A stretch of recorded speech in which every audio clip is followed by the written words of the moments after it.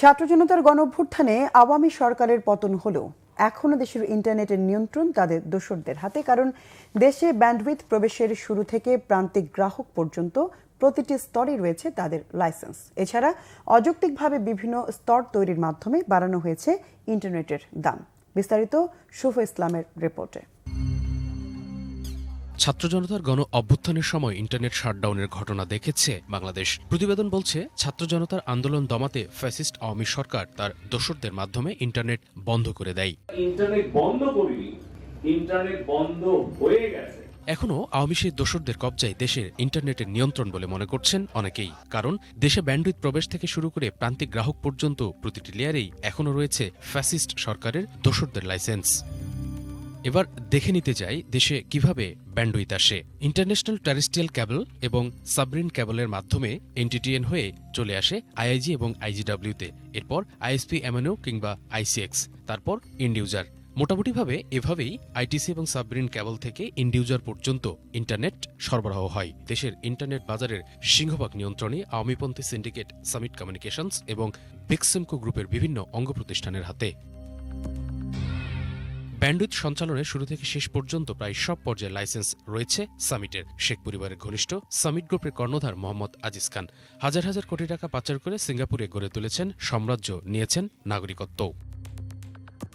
গণমাধ্যমের প্রতিবেদন বলছে, আওয়ামী লীগ সরকারের প্রথম ডাক ও টেলিযোগাযোগ মন্ত্রী রাইজুদ্দিন আহমেদ রাজুর হাত ধরে আইটিসি নবায়ন এবং আইআইজি লাইসেন্স পায় ম্যাঙ্গো।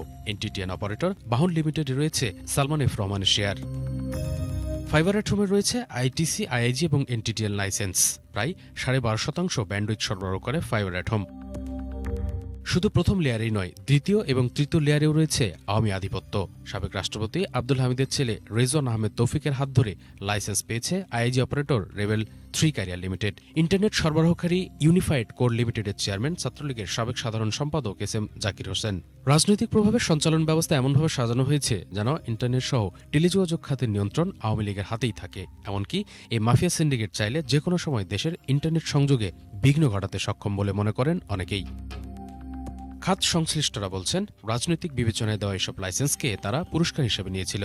এই রাজনৈতিক বিবেচনায় দেওয়ার যে ফলাফল, সে ফলাফল ছিল অত্যন্ত দুর্ভাগ্যজনক। সরকারের লাইসেন্স নিয়ে সরকারের অর্থ তছরূপ করা অথবা এমনদের পাওনা টাকা না দেওয়া, এটা একটা ব্যাড প্র্যাকটিস বাংলাদেশে তৈরি হয়েছিল। সমস্ত স্টেক হোল্ডারদেরকে নিয়ে এটাকে কমপ্লিট রিভিজিট করা উচিত। দেখতে হবে যে আমাদের আসলে কতগুলো এখানে অপটিমাল নাম্বারের অপারেটর থাকতে পারত। সেখানে যেটাকে আমরা বলতে পারি যে আমার আসলে ঘর 5টা, যদি আমরা আইসিএক্স নিয়ে চিন্তা করি, আমার এখানে রাস্তা 20টা, তার বদলে হয়তো রাস্তাটাকে অপটিমাইজ করা যেত। বিটিআরসি বলছে, সমস্যা সমাধানে একটি উচ্চ পর্যায়ের কমিটি কাজ করছে। আগামী মার্চের মধ্যে নতুন রোড ম্যাপে সমস্যার সমাধান দেখছেন এই কর্মকর্তা। জটিল যে লেয়ারগুলো হয়ে আছে নেটওয়ার্ক টপোলজি, আমরা এই জটিল নেটওয়ার্ক টপোলজি চাই না। এটা আমার একটা হাই লেভেল কমিটি কাজ করছে। I think by end of March আমরা একটা রোড ম্যাপ তৈরি করতে পারবো।